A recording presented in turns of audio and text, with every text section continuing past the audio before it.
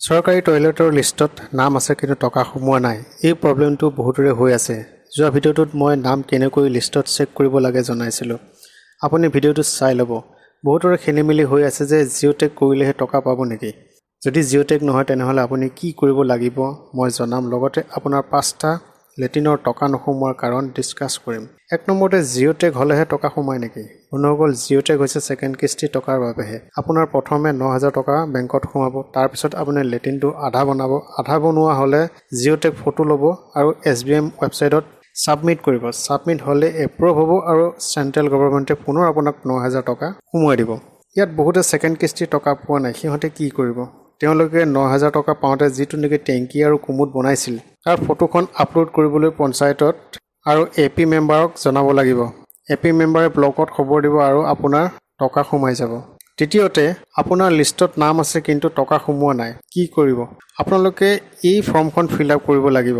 প্ৰথমতে আপুনি এপ্লিকেশ্যন নম্বৰটো যিসকলে নেকি অনলাইন কৰিছিল আৰু অফলাইন এপ্লাই কৰা সকলৰ বিলাকেও লিষ্টৰ পৰা এপ্লিকেশ্যন ID নম্বৰটো কাগজত লিখি ল'ব।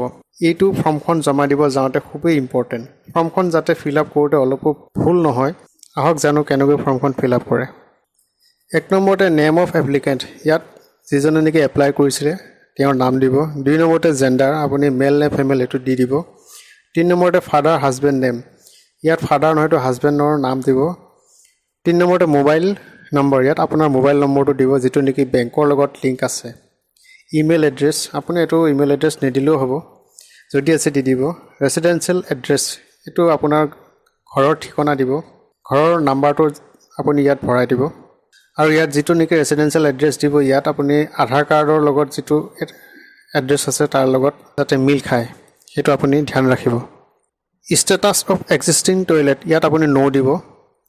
আধাৰ card link transfer of incentive, এইটো অপশ্যনেল হয়, আপুনি দিব নালাগে। 9 নম্বৰ আধাৰ নম্বৰ, ইয়াত অপশ্যনেল হয় কিন্তু তথাপিও আপুনি ইয়াত আধাৰ নম্বৰটো ইয়াত লিখি দিব। বেংক একাউণ্ট ডিটেইলছ, ইয়াত আপুনি বেংক একাউণ্টৰ ডিটেইলছ দিব লাগিব। আপোনাৰ নেম অফ দ্য বেংক, আপোনাৰ কোনটো বেংক, SBI, বৰোদা বেংক, যি হয় আপুনি ইয়াত বেংকৰ নামটো ইয়াত লিখি দিব লাগিব। বেংক চিটি, কোনখন চিটিত আছে সেই চিটিখনৰ নাম লিখিব লাগিব। বেংক ব্ৰাঞ্চ নেমটো লিখিব লাগিব বেংকৰ। IFSC কোডটো ইয়াত লিখি দিব লাগিব। তাৰপিছত আছে একাউণ্ট নম্বৰ, আপুনি বেংকৰ একাউণ্ট নম্বৰটো ইয়াত লিখি দিব। আকৌ কনফাৰ্ম একাউণ্ট নম্বৰ আছে, ইয়াত আপুনি পুনৰ বেংকৰ একাউণ্ট নম্বৰটো ইয়াত ভৰাই দিব। পাছবুক পাছ স্কেন কপি, ইয়াত আপুনি পাছবুকৰ প্ৰথম পেজটো স্কেন কৰি পেলাই দিব লাগিব। 11 নম্বৰ ফটোগ্ৰাফ অফ এপ্লিকেণ্ট, যোনে নেকি এপ্লাই কৰিছে তেওঁৰ 2 কপি ফটোগ্ৰাফ ইয়াত আপুনি পাছপোৰ্ট চাইজৰ জমা দিব লাগিব। 12 নম্বৰটো আপুনি ফিল আপ নকৰিলেও হ'ব। এইখন ফৰ্মৰ লগত voter ID, PAN card, Aadhaar card, photo, passport size 2 copy, bank passbook, ration card, এইকেইখন 2 কপিকে জেৰক্স কৰি 2টা বেলেগ বেলেগ ফাইল বনাই ল'ব। প্ৰথমে আপুনি পঞ্চায়ত প্ৰেচিডেণ্টক জমা দি এপ্ৰুভ কৰিবৰ কাৰণে ৰিকুৱেষ্ট কৰিব। দ্বিতীয়তে AP মেম্বাৰক লগ ধৰি ব্লকত ফৰ্মখন যদি জমা দিয়ে তেনেহ'লে আপোনাৰ কামটো অতি সোনকালে হ'ব, কাৰণ AP মেম্বাৰ ব্লকতহে কাম থাকে। সেইবাবে আপুনি ব্লকত জমা দিলে আপোনাৰ টকাটো সোনকালে সোমাব। 4 নম্বৰতে যোনে 2024ত এপ্লাই কৰিছে তেওঁলোকৰ টকা সোমাবলৈ চাওক। আপুনি প্ৰথমে টকা পঠিওৱা প্ৰচেছটো জানিব লাগিব।